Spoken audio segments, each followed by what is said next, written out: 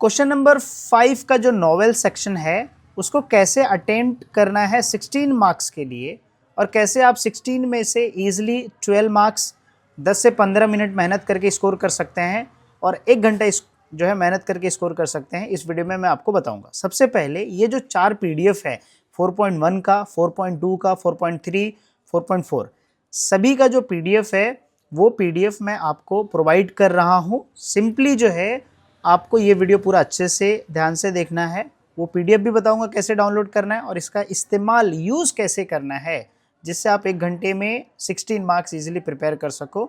तो make sure video last तक जरूर देखिएगा। 12th के बाद क्या करें, सभी स्टूडेंट के माइंड में क्वेश्चन होता है, और सच बताऊं सिर्फ डिग्री करना इनफ नहीं है, डिग्री के साथ हमको स्किल बेस और प्रोफेशनल कोर्स करना चाहिए। और जब मैंने खुद बहुत सारे कंपनीज में इंटरव्यू दिया, मैंने 2015 के ग्रेजुएशन के बाद जब मैं कंपनीज में इंटरव्यू दिया, उस टाइम पे मुझे पता चला कि सिर्फ डिग्री करना ही इम्पॉर्टेंट नहीं है, डिग्री के साथ आप स्किल बेस कोर्सेस और जो प्रैक्टिकल नॉलेज होता है आज के टाइम पे जो रिक्वायरमेंट है वो हमको साथ में करना चाहिए। तो और सबसे इम्पॉर्टेंट, आज के टाइम पे बड़ी कंपनीज जो होती है वो आपके मार्कशीट नहीं देखती है, आपके मार्क्स नहीं चेक करती है, वो चेक करती है आपके स्किल्स, आपका प्रैक्टिकल नॉलेज। इसीलिए हम आप सभी लोगों के लिए करियर गाइडेंस ऑर्गेनाइज कर रहे हैं जिसमें हम आपको बताएंगे आज के इकोनॉमी के हिसाब से जो कंपनीज के रिक्वायरमेंट है, जो कंपनीज के रिक्वायरमेंट हैं उसके हिसाब से कौन सा प्रैक्टिकल नॉलेज होना चाहिए,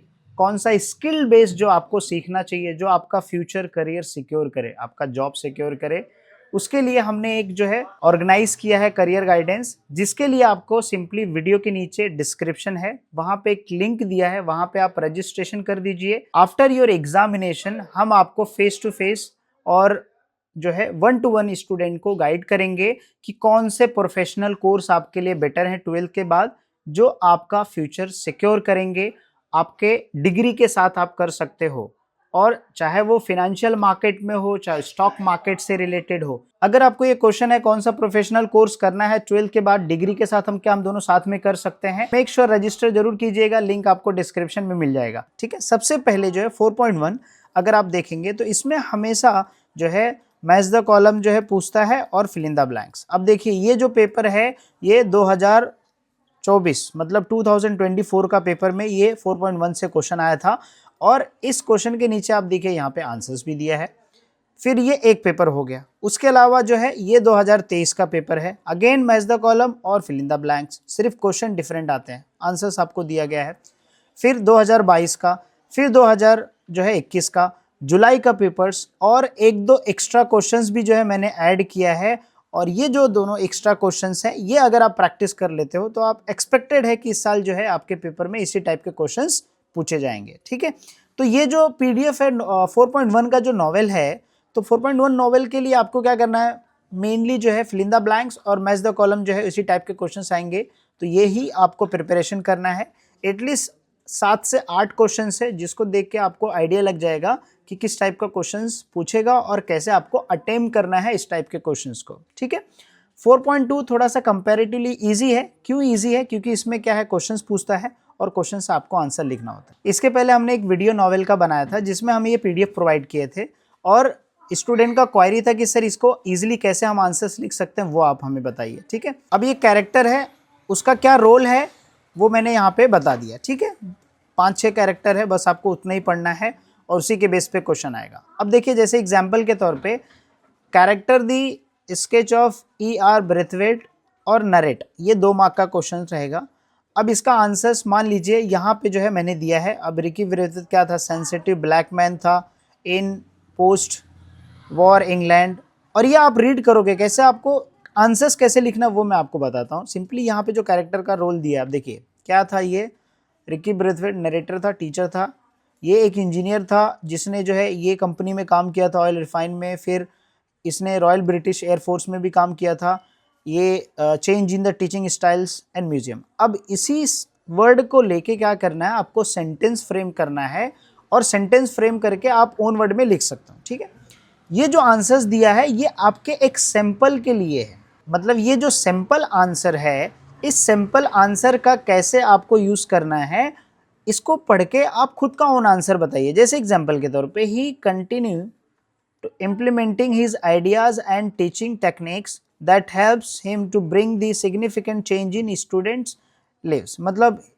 इसने कुछ ऐसा डिफरेंट तरीका इस्तेमाल यूज़ किया जिसकी वजह से स्टूडेंट का जो लाइफ था, स्टूडेंट का जो बिहेवियर था, उनका जो एक पार्टिसिपेशन था, वो बहुत उसके अंदर एक बहुत बड़ा चेंज आया।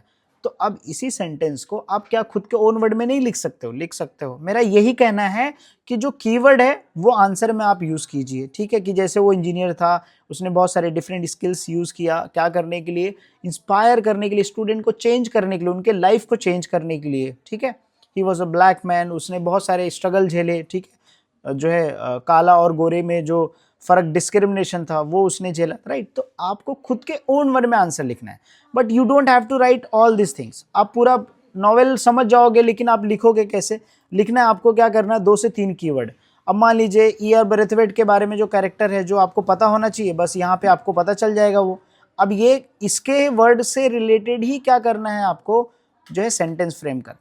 आंसर क्वेश्चन पूछने दो, अगर वहाँ पे ईआर ब्रेथवेट है तो अपन यही आंसर लिखेंगे और 2 में से जो है अपने को 1.5 मार्क्स मिल जाएगा। सिर्फ आपके राइटिंग स्किल्स के ऊपर डिपेंड होता है कि आप कैसे प्रॉपर सही तरीके से सेंटेंस फ्रेम करते हो। समझ में आ गया मेरी बात? अब मान लीजिए जैसे ये सेकंड क्वेश्चन है, describe the Ricky Braithwaite manage to bring about the changes in the behaviour of his student. Again आपको सेम ही आंसर लिखना है, बस इसको थोड़ा अलग तरीके से। अब ये इसका आंसर एक सिंपल हो जाएगा, इन्होंने बहुत सारे डिफरेंट टेक्निक्स यूज किए।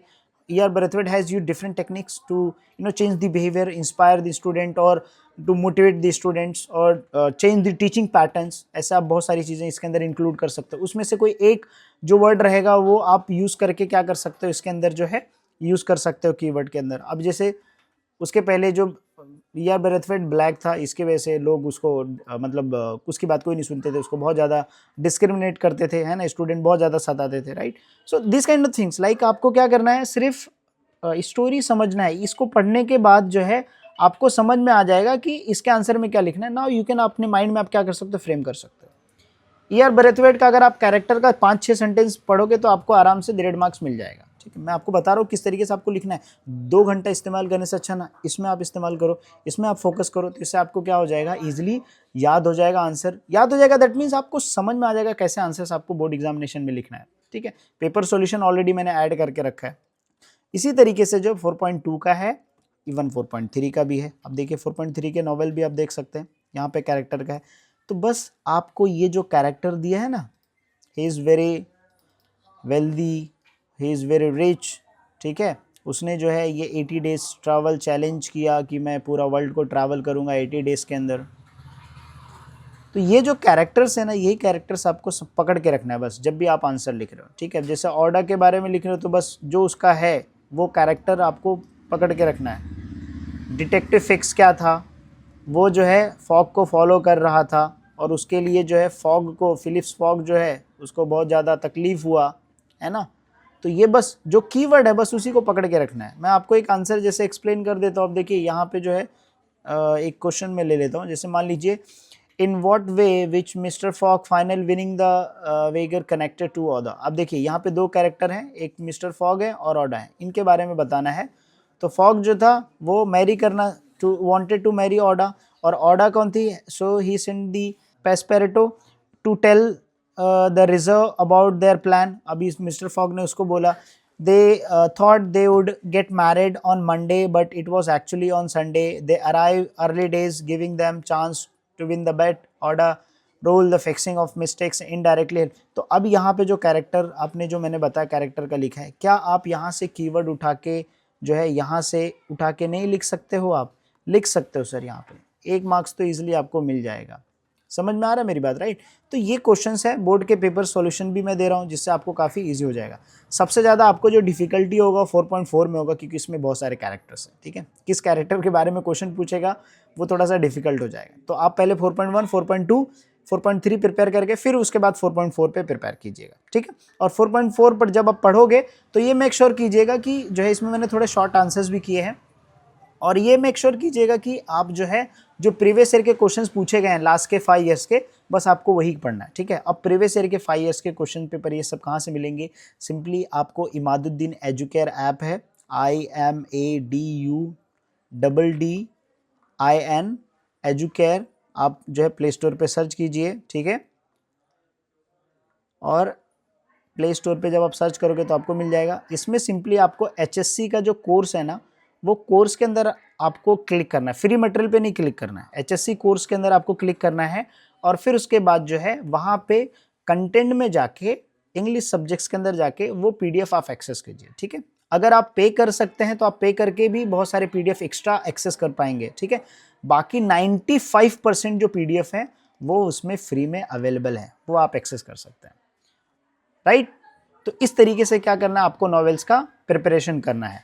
उम्मीद करता हूं कि ये जो PDF है ये आपको जो है काफ़ी हेल्प होगा। प्रीवियस ईयर के क्वेश्चन पेपर सॉल्यूशन ये भी आपके काफ़ी हेल्प होंगे। अगर अभी तक आपने रजिस्टर नहीं किया है करियर गाइडेंस के लिए और कौन से प्रोफेशनल कोर्स करें आफ्टर 12th, देखो मेरा आप यूट्यूब चैनल देख रहे हो मतलब आप पास हो जाओगे, तो उसके बाद क्या करना है वो अभी से ही प्लानिंग हो जाना चाहिए, राइट, है ना। तो मेक श्योर जो है आप रजिस्टर कर दीजिए। एग्जामिनेशन बाद हम आपको कॉल करके जो है आपको गाइड करेंगे कौन से आपको प्रोफेशनल कोर्स करना है। तो मेक श्योर सभी स्टूडेंट रजिस्टर करेंगे। कुछ भी डाउट होगा हम आपके साथ हैं, एग्जाम के पहले एग्जाम के बाद भी। चलिए मिलते हैं नेक्स्ट वीडियो में।